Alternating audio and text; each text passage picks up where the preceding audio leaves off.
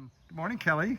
Good morning, Steve. You can see in my hand I have this rock, and this rock is kind of journeying with me over the next 4 weeks, and it's just to hold on to. So you might want to find a rock yourself and journey as well the next 4 weeks. And part of the idea is to hold on to this, so you're holding on to your thoughts of God. So I want to ask you, where have you seen God or glimpsed God in this past week, for example? Yeah, so my favorite thing every day after a long day at work is I come home, I get my coffee, and I sit outside in the balcony, and all I hear is the birds chirping.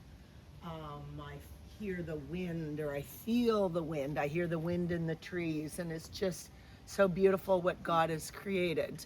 I love just looking at the beauty in the flowers, the colors, the new growth every year, how God just provides perfectly with rain and everything for things to grow. And I'm just so thankful and feel so blessed. And yeah, He's just created the cycle of life in nature so perfectly, because in the winter the snow comes, the plants and the trees have a chance to rest and regenerate in the new season. They're bigger, brighter, more beautiful than the year before, and for me that's God's handiwork. Yeah, beautiful. Yeah. And I love that when we God be with you. So last week I invited you to carry a simple question with you. Where have you caught a glimpse of God? We had over 20 people here, and I loved hearing all of the answers. We passed a microphone around and listened to stories from each individual that were here.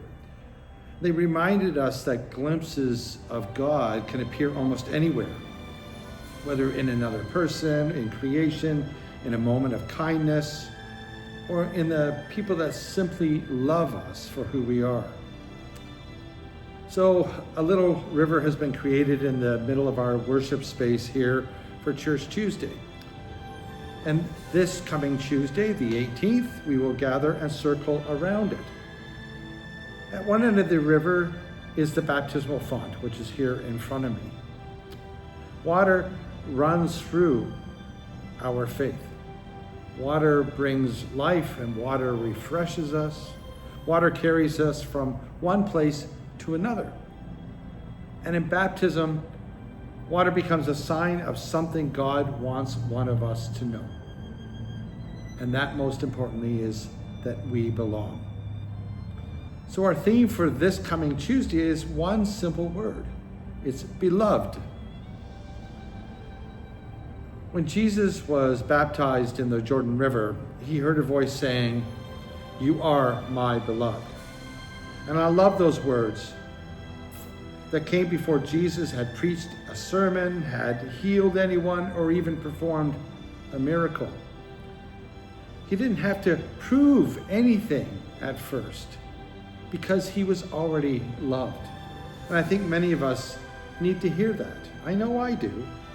We're often made to feel that we have to prove our worth.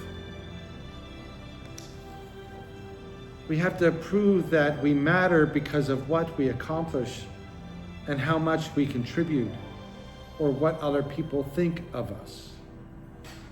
Before long, we can begin to wonder whether simply being ourselves is enough.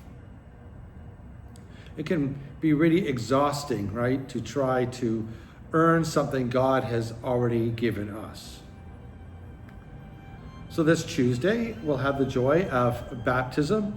We're going to be baptizing little Benjamin, Aaron and Steve's son. We'll gather around this river. We'll bring water to the font and welcome Benjamin into the family of faith.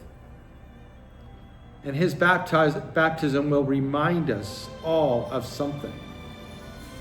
Before Benjamin can accomplish anything, before he can improve anything, before he can understand the promises being made around him, that he and us are already loved. That he is already known by God. He is already beloved. And so are you.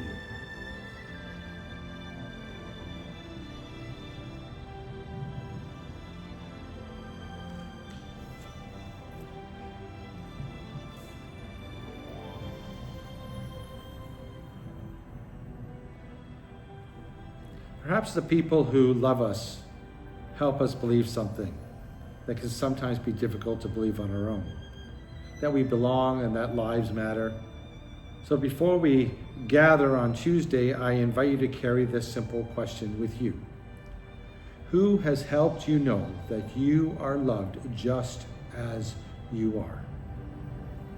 And remember to bring your journey stone with you and to bring your story, and come ready to celebrate with Benjamin and his family as we remember together that each one of us is God's beloved. Grace and peace to each of you, and I'll see you on Tuesday.